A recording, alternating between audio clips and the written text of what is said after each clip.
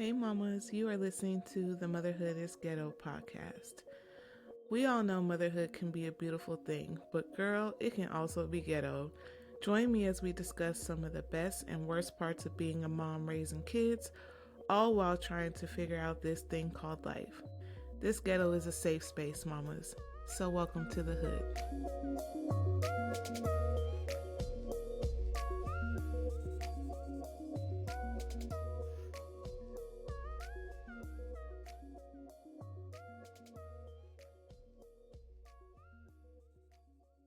Hey mamas, welcome back to another episode of Motherhood is Ghetto.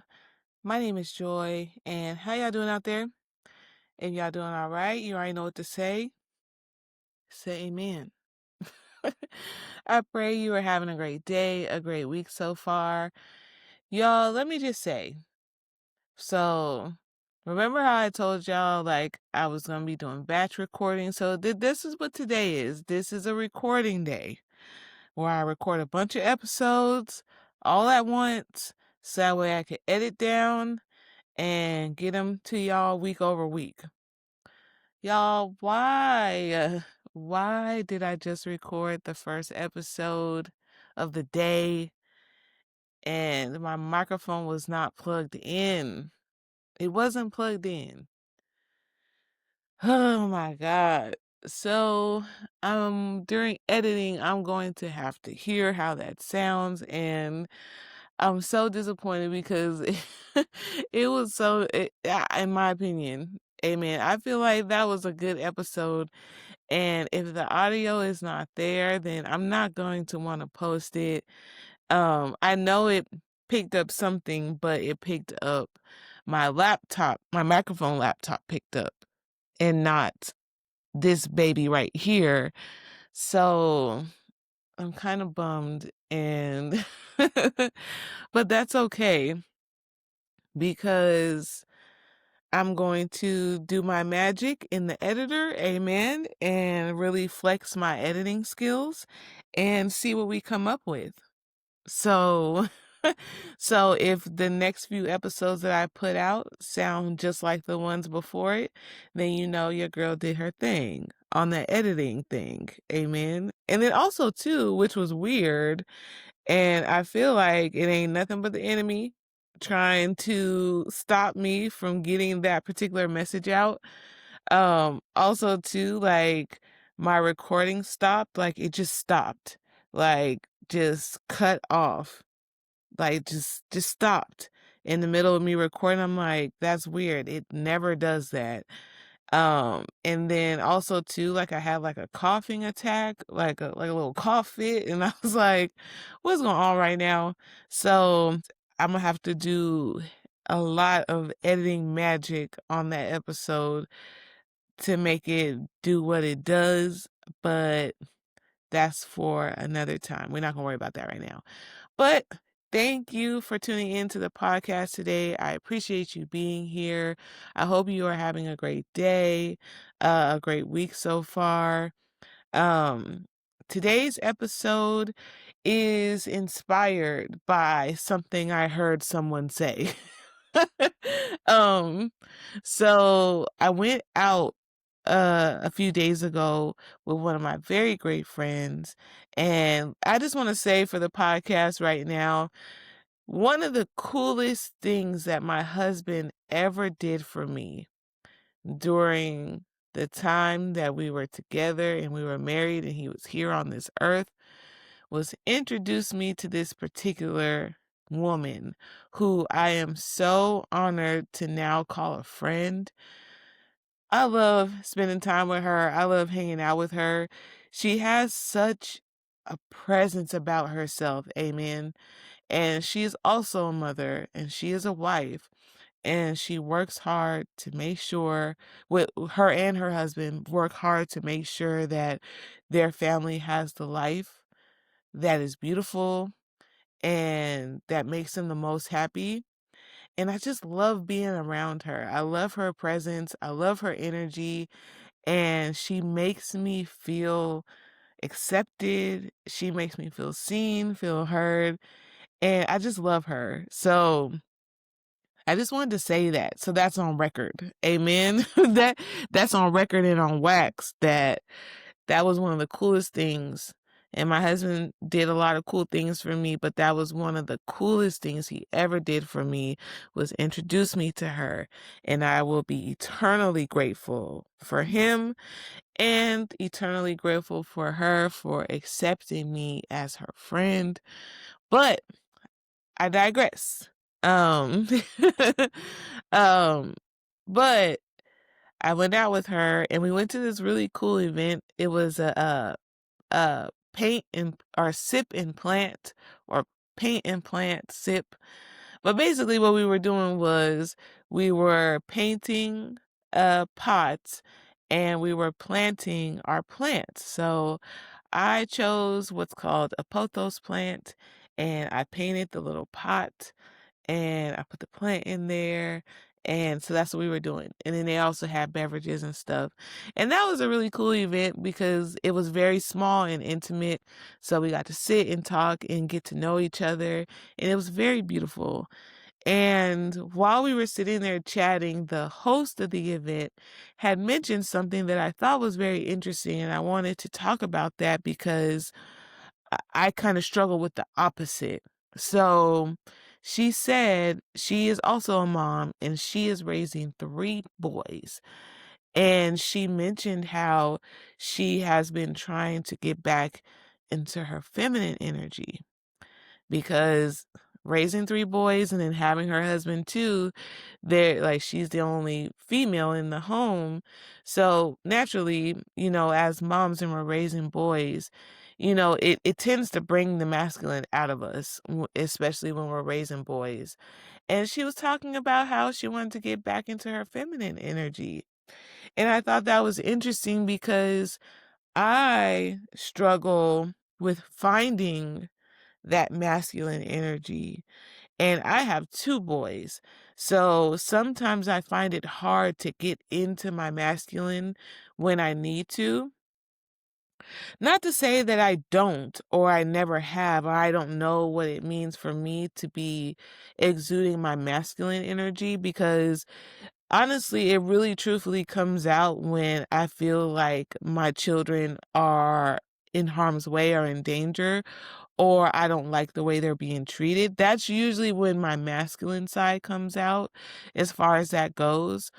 Or if my kids have done something wrong and I know that I need to be stern, then that's normally when it will come out. But I will be honest and say that I do not live in my masculine day to day. I am 100% in my feminine day to day, and I don't have a balance of it. Like my feminine is way up here and my masculine is way down here. And when it comes to my kids, and if I feel like they're being threatened in some way, it comes up, but it never overshadows my feminine. And I'm able to get my point across without having to yell at the top of my lungs or curse, or, try to belittle the other person or bring them down, call names. Like that's just not in my nature. So, it was really interesting what she said because I feel like it is important to have a balance and for us to find our balance. And especially like if you're a boy mom, and you're surrounded by what you're doing like the sports and the boy activities and stuff.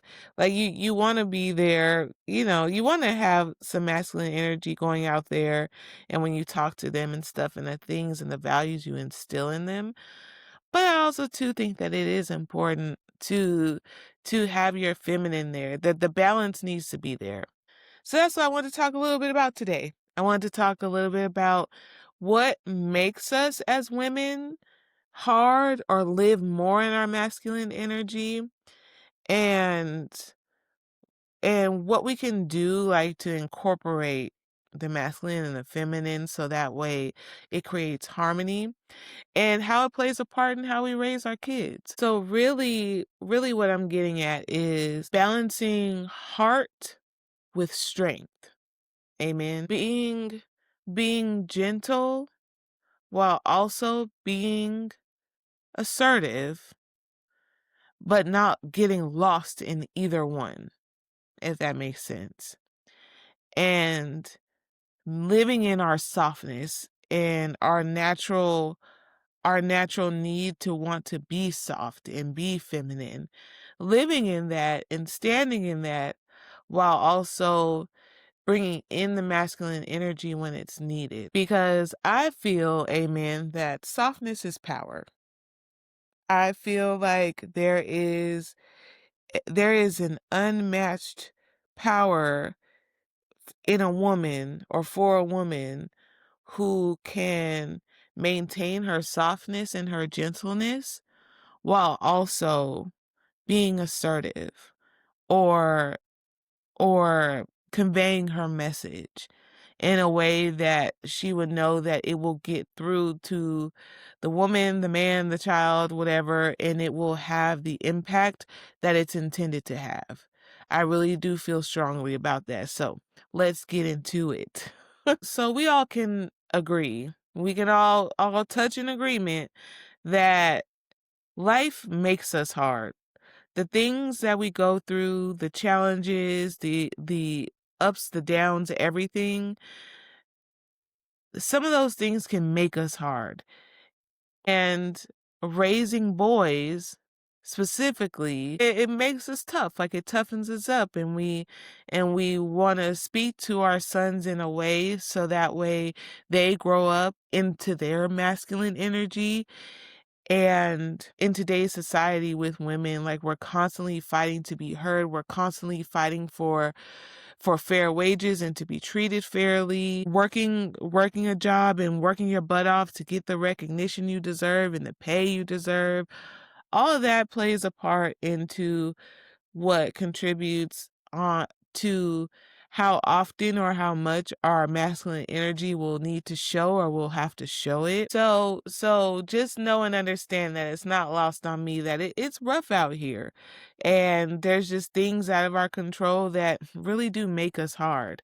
But to the lady's point, I think it is important that we bring ourselves back sometimes, like reel it in and get back into our feminine, because we need that. We definitely need that, and our families need that. They need us to be who God created us to be. And with that, our kids look to us and expect us to be that soft space for them to land on. Our kids and our families look to us to create an atmosphere that feels safe, that feels inviting, and a space that they want to come home to, that they can't wait to come home to. And I, for one, I pride myself in creating that type of environment for my kids. My kids love to come home. They love to spend time with their mom. Their home is their safe space. And I am that soft space for them to land when things are tough, when they need to talk it out, when they've had a rough day at school. That's what I provide as their mother, and that is how I operate in my feminine energy. I keep our home I keep our home clean. I keep the vibrations high in our home. I don't allow anything to penetrate our walls and our doors that is negative or could bring them down in some way. Like I don't do any of that.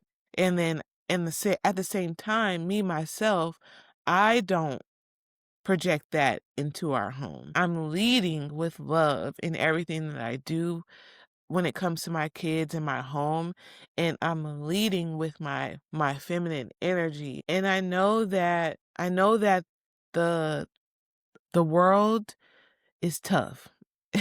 The world doesn't live in its feminine energy. Amen. It's definitely in its masculine, and it could be hard. So that's not lost on me. And I'm not trying to create delusion within my kids that everything is just sunshine and rainbows and everything will be easy and soft.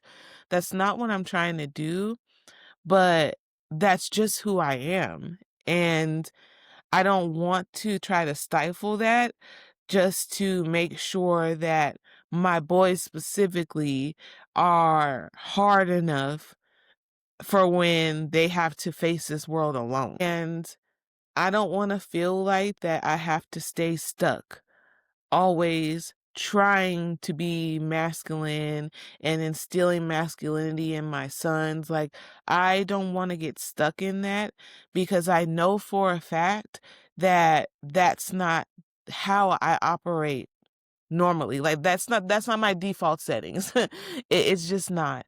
And I'll give you guys some examples, and that's why I said at the beginning, like, I'm kinda trying the opposite. Like, I definitely operate in my feminine 100%, and I do understand the importance of my boys being raised masculine and them, knowing what masculinity means and how to express that, and me knowing that that's an opportunity for me, then that's when things like community I lean on my community for that. And community isn't always like a friend group. Like, I don't have a friend group of men that come in and do boy things with my sons. Like, I don't have that. I don't do that. But I do create a community of people, whether it be through my son playing basketball. So his coaches and his team give him that masculine energy that he will need when he's out there, or he wants to be an athlete, or he's out there in the world. He'll remember those words and um those lessons instilled in him from that community.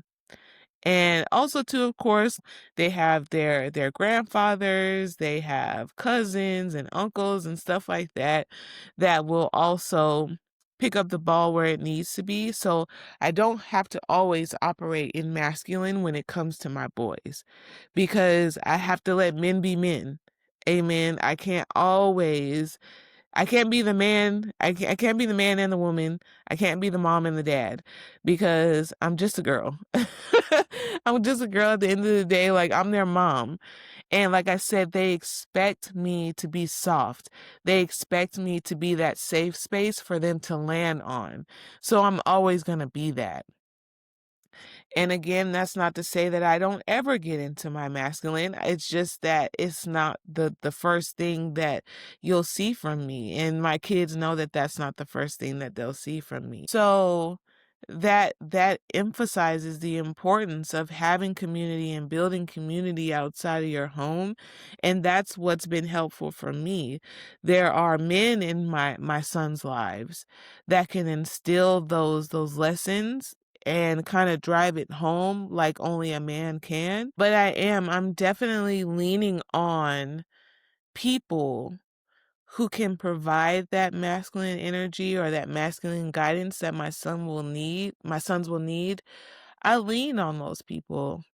And when it is time for me to display my masculine energy, when I'm talking to my sons or I'm trying to drive a point with them, then that's when I do it. But it's not always that I'm super hard.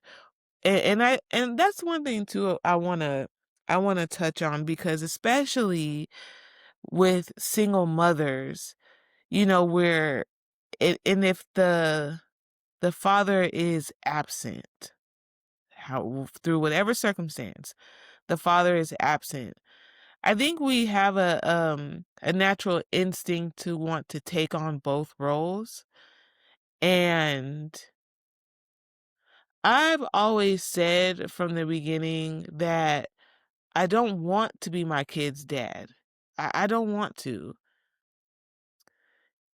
I know that there will be some times or some instances where, like, I'll have to show them something that their father would teach them normally, or traditionally a father would teach their son.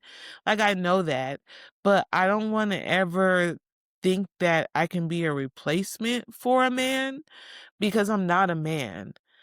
And I think that if us as women go into that knowing that, like, I'm not the dad and I'm not a man, Like, I think that that would kinda help us to get that balance that we talked about before. Get that balance of our masculine and our feminine, and knowing that I am a woman by nature. I am a woman by DNA. I was born a woman, so I'm supposed to be feminine. I'm supposed to.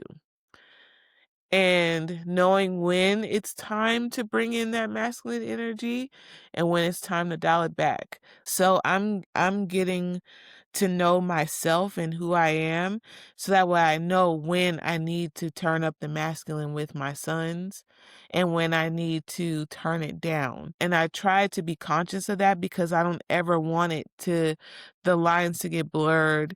And then my daughter, because I'm raising a daughter too, to feel like mom is being way too hard on me. Like, and this isn't normally how she operates. And I don't want them to feel like they're not getting what a mother would provide, if that makes sense. I hope I'm conveying that clearly. So I want to have a healthy balance. And I feel like as women and as moms, we should be looking for that balance too. I don't necessarily feel like we need to be masculine all the time just because we're raising boys. Um and I know that this life is hard, especially like if you're raising black boys. I know I'm raising black sons. I know what they face and what they're up against day to day. But I also too, again, I know that I'm that safe space for my sons to land on. And that reminds me, I wanted to share something really quick. Um, so both my sons, right? Both of them, they go to different schools, but they've been experiencing the same thing where um white boys will call them the N-word, and it's with a hard R. So it's not like they using it as a term of endearment or anything like that. Like they're calling them the N-word with the hard R. And when they're telling me this, my response to them isn't, well, you should beat them up. Like you should, you should call them this or call them that. Like that's not my response when they come to me and tell me these things. But what I do respond with is I make sure that they remind themselves who they know that they are. I make sure that they know what is true about themselves. And that's what I'm trying to instill in my sons is that confidence to know who they are. So that way it doesn't matter what anyone says. It doesn't matter if it's a white kid or a black girl or like whoever. They know who they are. They're confident in who they are. So if a kid does come up to them and call them the N-word, like they're not fazed by that. And that's what I'm trying to instill in them. Because at the end of the day, like I said, I know that we want our sons to grow up to be men, the men that they were created to be. And I agree. I want my boys to be manly men. I want them to operate in their masculine. But I feel like my job as their mom is to make sure that they are rooted and grounded in who they are. So that way, no matter what anyone says about them, like they know what's true. Like they know what's up when it comes to them because they're confident in who they are. And I feel like that's my role as their mom. It's not my place to make sure that my sons are hard so that way they can be able to take whatever life throws at them. I'm raising my sons to to be responsible men, to be respectable men. And like I said, I lean on my community to instill whatever it is that I'm not doing or whatever it is that they can pick up on, like, I'm leaning on my community for that. So, I make sure that they're engaged in activities and with other people so that way they can get that. It's not like I'm keeping them in the house closed up and just pouring in all this feminine energy on them because I'm not. So, I think that we just have to find that balance, and that's where I'm at. So, she's trying to bring her feminine back up, and I'm trying to bring my masculine up so that way there's a balance. And but at the same time, I know that I can't be 100% masculine because I'm not a man. Like, that's not in my nature. So, I think it comes down to just knowing, like, the role you play in your child's life and how they see you.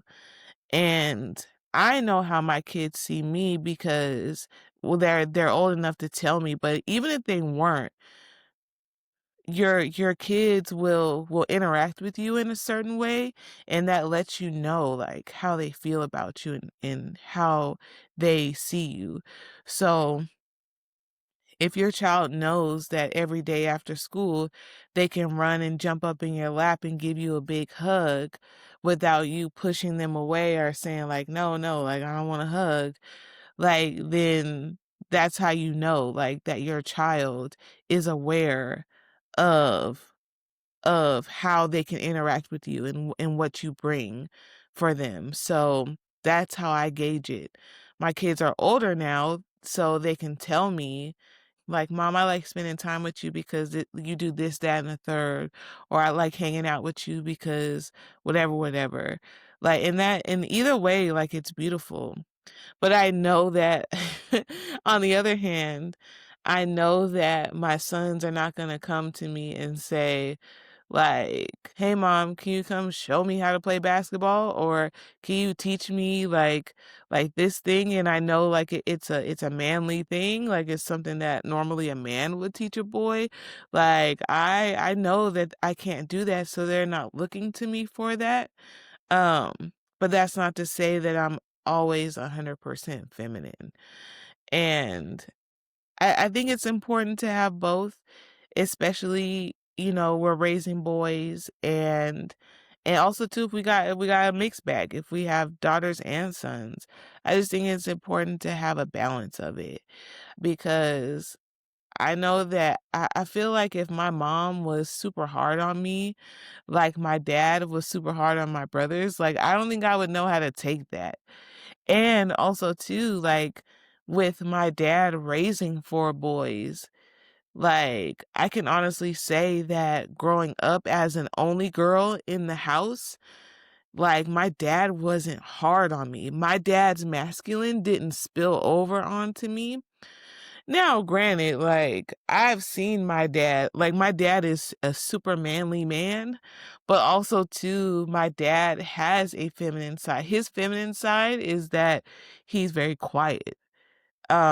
He's very laid back, very chill. But le bring it to him, like, bring that BS to him, like, he's gonna get active. So and that's what I remember as a kid. I remember anytime my dad felt threatened, then yeah, like his masculine, like, he would get very loud, he would be threatening, like and that's what I remember, but at the same time, I remember my dad not being that way with me.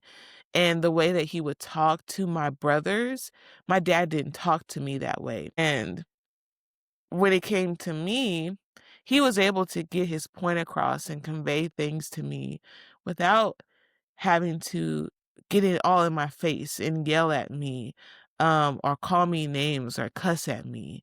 So that's what I mean when I say, like, there just has to be a balance there. And he continued to live in his masculine, but at the same time, he knew that he was raising 4 boys and a daughter. So, I think as moms, we have to keep that in mind. If we're raising all boys, like, cool, I'm raising sons, but also I have to remember at the end of the day that I'm a woman. I'm their mother. So there has to be an atmosphere and an energy that I have to create so that way my sons are able to receive that feminine energy and not repel it later on in life.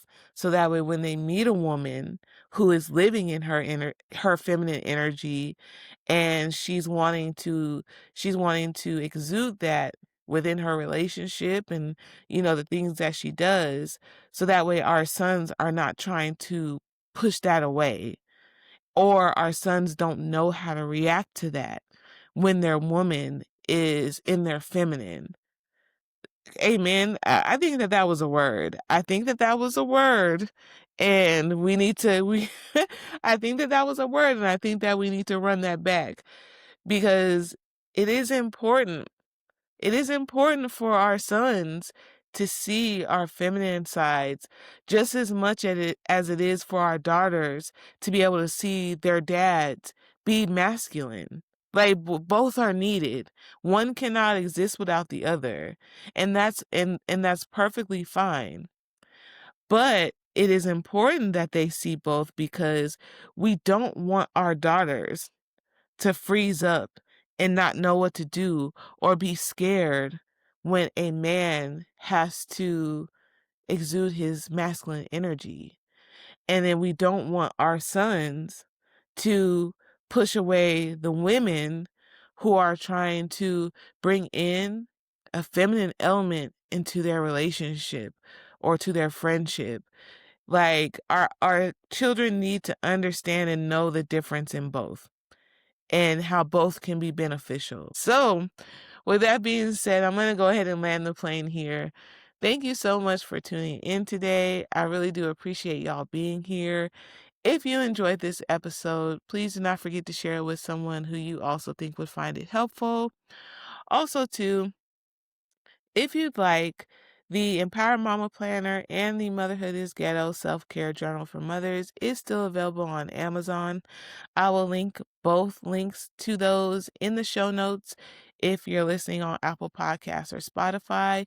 And I will also have it in the description if you're watching on YouTube. Speaking of YouTube, while you're there, you might as well go ahead and hit the subscribe button. Amen. Join the neighborhood. And then also too, if you are listening on Apple Podcasts or Spotify, follow the show. So that way you're notified when a new episode uploads and you can keep up with me and what we got going on. And I can give you this weekly banter and you can go about your day. So yeah, come join us. It's cool over here in this hood. But thank you so much again. And until next time, mamas. Thank you so much for listening to today's podcast. Don't forget to follow the podcast and share with anyone who you think may enjoy it. And follow me on Instagram at motherhood_ghetto. Also, feel free to DM me if you have any experiences, opinions, or views on motherhood you'd like me to share on the podcast. Until next time, mamas.